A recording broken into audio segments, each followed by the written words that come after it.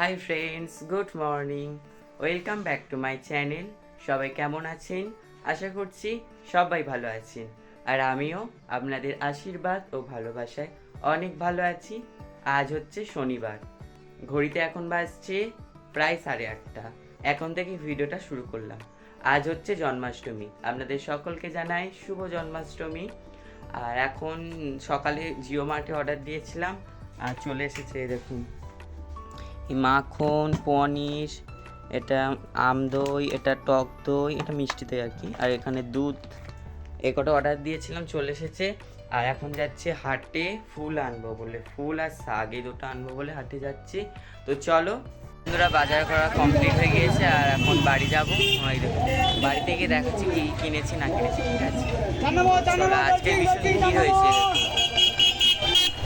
তো চলো বাড়িতে গিয়ে দেখাচ্ছি কি কিনেছে আর না কিনেছে।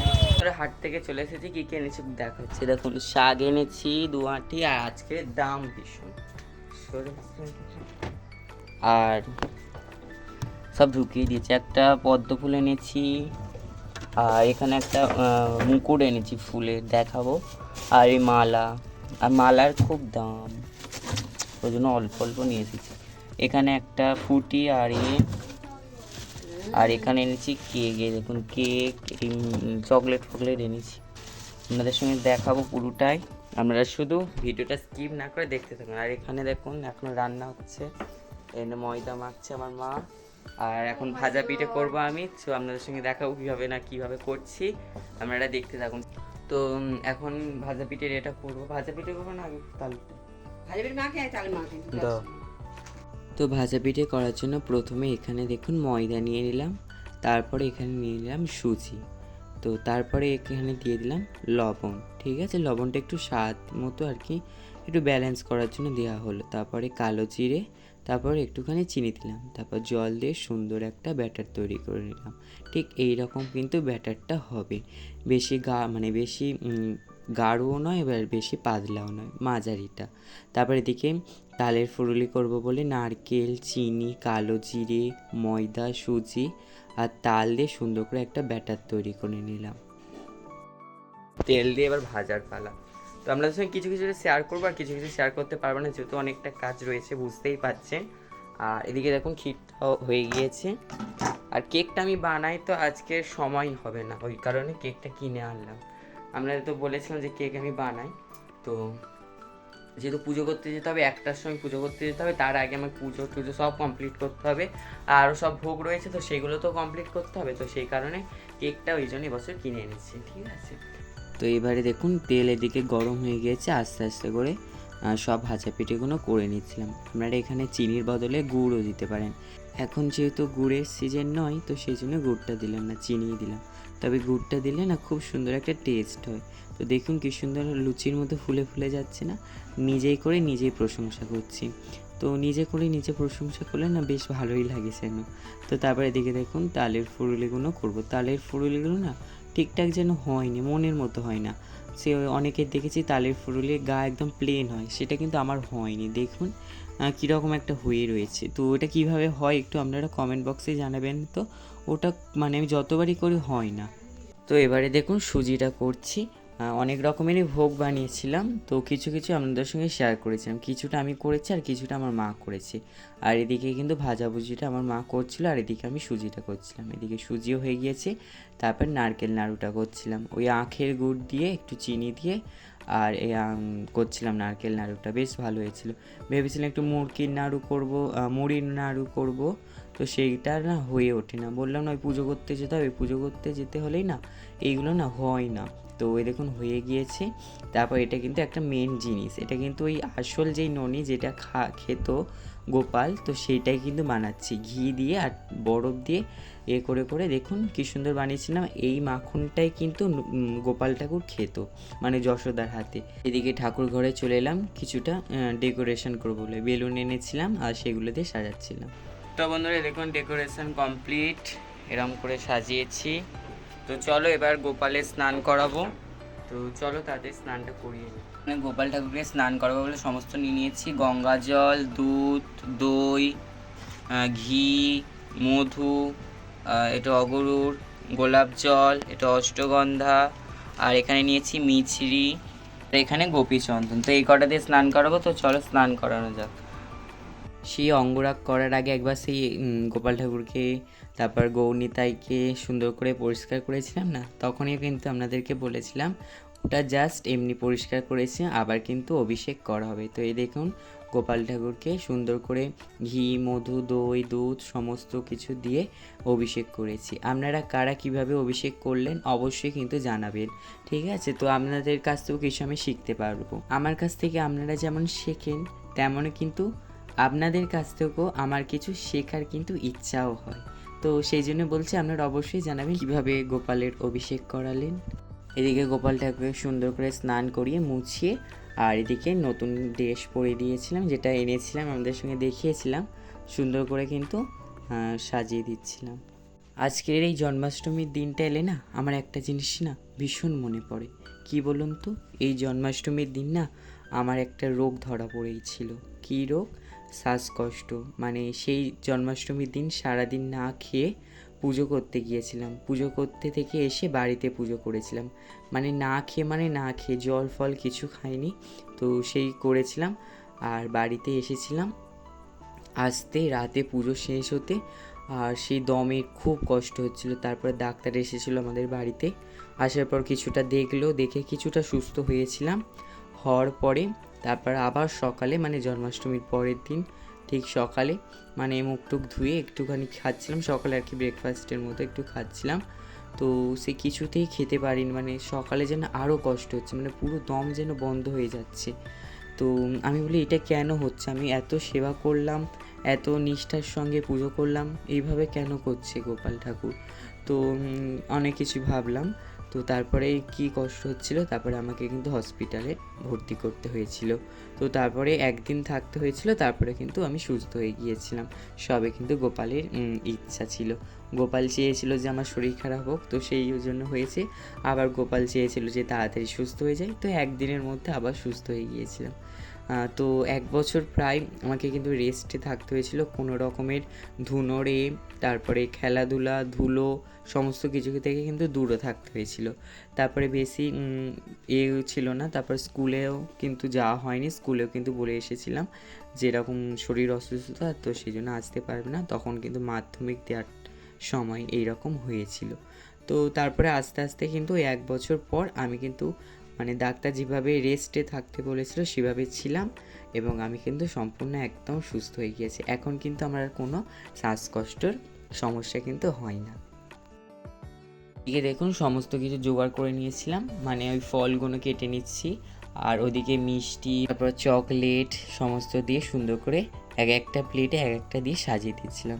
তারপর চিড়ে ভোগ করেছিলাম, দই দিয়েছিলাম 2 রকমের, ওই টক দই আর মিষ্টি দই, আম দইটা দিয়েছিলাম দিয়ে, আর এদিকে একটা থালায় ফলগুলো সাজিয়ে দিচ্ছিলাম।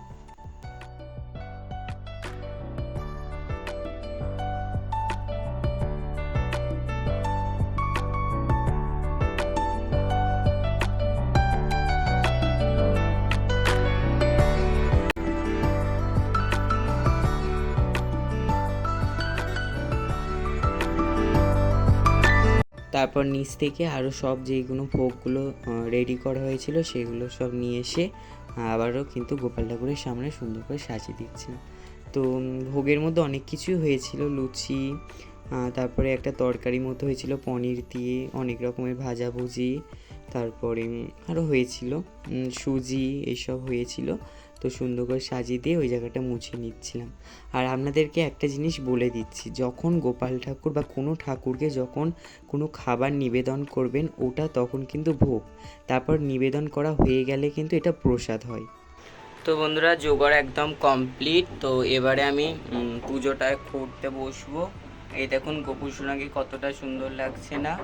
আর এদিকে দেখুন আপনারা ভোগ দর্শন করুন, ভোগ দর্শনে কিন্তু দুর্ভোগ কাটে, এটা আগেও বলেছি আপনাদেরকে। আর এই দেখুন কত সুন্দর করে সাজিয়েছি, নিজে সাজিয়ে নিজে বলছি কত সুন্দর। এইভাবে কিন্তু আমি প্রতি বছরই করে থাকি।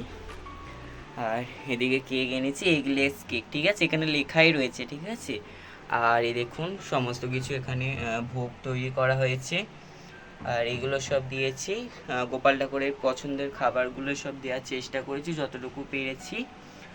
আর তো চলো এবারে ধুনোটা দেবো, ধুনোটা দিয়ে পুজোয় বসবো, তারপরে আবার পুজো করতে যাবো, তো সেই কারণে। তো চলো আপনারা ভিডিওটা দেখতে থাকুন। নিচের গোপাল ঠাকুরটাও নিয়ে চলে এসেছি, আর আমার মা এদিকে ধুনো দিচ্ছে।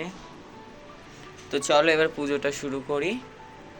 হ্যাঁ তো চলো। নমস্তে বিষ্ণু, নমস্তে বিষ্ণু, নমস্তে বিষ্ণু। শ্রী হসন আসনায় নম বং নিতব্য কমলাসনায় নমস্তে। ওম মমতে প্রবিত সর্বসিংহত বিরাজস্মরে গুণাকুম সহাবাজ্য পদ্ম সুশি সুবাজি নারায়ণ নমস্তে। ঈশ্বর কৃষ্ণায় নমঃ, ঈশ্বর গোবিন্দায় নমঃ, ঈশ্বর গণেশ নমস্তে। ওম গঙ্গানবতায় নমঃ, ঈশ্বর গণেশ নমঃ, ঈশ্বর পার্বতী প্রিয় প্রত্যেক গণেশ নমস্তে। ঈশ্বর কৃষ্ণায় নমঃ। হে কৃষ্ণ করুণাসিন্ধু দীনবন্ধু জগৎপতে গোপেশ গোপকান্ত রাধাকান্ত নমস্তে। বৃন্দাই তুলসীদেবায় ব্যাগ বিষ্ণুমূর্তি পদে দেব সত্য হতে নমঃ। হরে কৃষ্ণ কৃষ্ণ কৃষ্ণ হরে হরে রাম হরে রাম রাম হরে হরে ঈশ্বর রূপায় নমঃ। এদিকে পুজো করে নিয়েছিলাম, পুজোটা হয়ে যেতে তারপর এদিকে আরতিটা করে নিয়েছিলাম।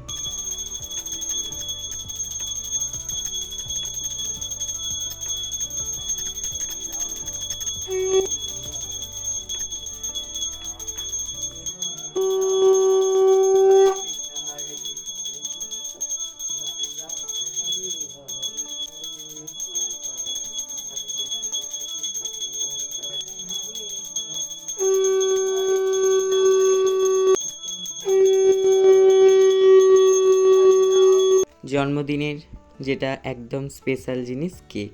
কেক ছাড়া কিন্তু একদম জন্মদিন অসম্পূর্ণ থেকেই যায়।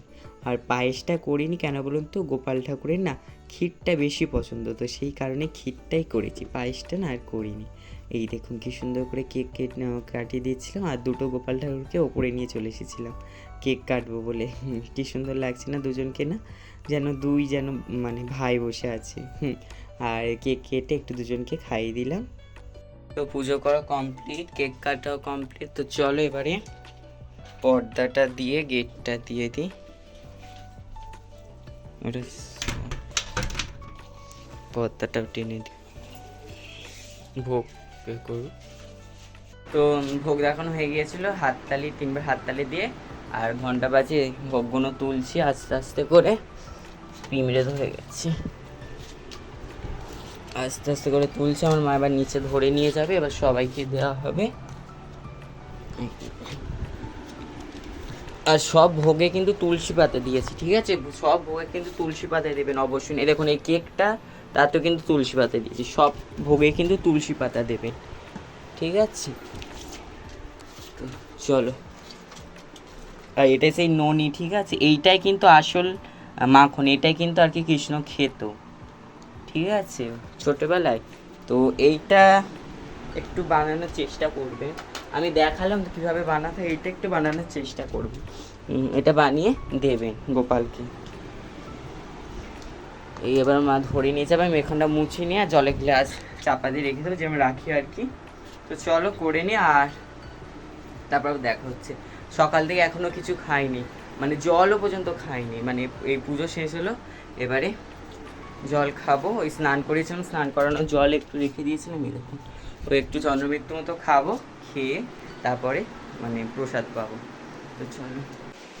তো বন্ধুরা খেয়ে দিয়ে নিয়েছিলাম, আর লাইভ করছিলাম তখন আর কি খাচ্ছিলাম, লাইভ করতে করতে একটুখানি খেয়ে নিয়েছিলাম। ওই যা যা ভোগ দিয়ে কিছু ওই হয়েছিল, ওই খেয়েছি। আর আজকে আর ভাত খাবো না, ঠিক আছে? ভাত মুড়ি এইসব খাবো না। তো চলো, আর রেডি হয়ে গেছি, এরকম পুজো করতে যেতে হবে, আপনাদেরকে তো বললামই। তো এবার পুজো করতে যাব, পুজো করতে থেকে এসে আবার আপনাদের সঙ্গে কথা হচ্ছে। তো বন্ধুরা বেরিয়ে পড়েছি, আর আজকে কিন্তু সেই লেভেলের রোদ উঠেছে, দেখতেই পাচ্ছেন, তাকানো যাচ্ছে। আর দেখুন আকাশটা দেখুন কত সুন্দর লাগছে না? আজকের বৃষ্টি হওয়ার কথা, কিন্তু বৃষ্টি হয়নি, কেন? জন্মাষ্টমী তো যেহেতু কৃষ্ণের জন্ম হচ্ছে, বৃষ্টিটা হয়েছিল, বৃষ্টি হওয়ার কথা, কিন্তু বৃষ্টি হয়নি, এরকম রোদ উঠে। বৃষ্টি হবে, বিকেলটা হতে দিই, তারপর কীরকম বৃষ্টি হবে। এই যে তাকানো যাচ্ছে না, তো আকাশটা কি সুন্দর লাগছে না? পুরো নীল, আর মেঘগুলো সাদা হয়ে দারুণ লাগছে। তো চলো যাওয়া যাক, ওখানে গিয়ে কথা হচ্ছে। আর আজকে কিন্তু কাটমা পুজো হয়েছিল, দুর্গা পুজোর কাটমা পুজো হয়েছিল। আর তাছাড়া কিন্তু 13টা বাড়ি আমি একাই কিন্তু জন্মাষ্টমী পুজো করেছিলাম। তবে পুজো শেষ হলো, এখন যাচ্ছি বাড়ি। সেই কখন এসেছি আমরা তো দেখলেন। আর এখন যাচ্ছি এবার, এখন ঘড়িতে বাজে 8টা 15 বাজে, এখন ঘরে যাচ্ছে। তো চলো ঘরে গিয়ে তারপরে কথা হচ্ছে। তো বন্ধুরা এইমাত্র বাড়ি এলাম। তো চলো, আর কিছু বলতে পারছি না, খুব কষ্ট হচ্ছে, এবার শুধু শুয়ে ঘুমিয়ে পড়বো। আর কাল সকালে আবার তাড়াতাড়ি উঠতে হবে, কালকে রবিবার, ড্রয়িং ক্লাস রয়েছে। তো সবাই ভালো থাকবেন, সুস্থ থাকবেন, আবারও দেখা হচ্ছে একটা নতুন ভিডিওর সঙ্গে। আজকের এই ভিডিওটা যদি ভালো লাগে অবশ্যই একটা লাইক করে দেবেন, আর একটু শেয়ার করে দেবেন, কমেন্টের মাধ্যমে জানাবেন কেমন লাগলো। আর যারা এখনও নতুন রয়েছেন আমার চ্যানেলে, তারা অবশ্যই চ্যানেলটিকে সাবস্ক্রাইব করে পাশে থাকা বেল আইকনটা প্রেস করে অল নোটিফিকেশনটা অন করে রাখবেন, যাতে নতুন ভিডিও পোস্ট করার সাথে সাথে আপনার কাছে প্রথমে পৌঁছে যায়। তো আজকের জন্য গুড নাইট, টাটা।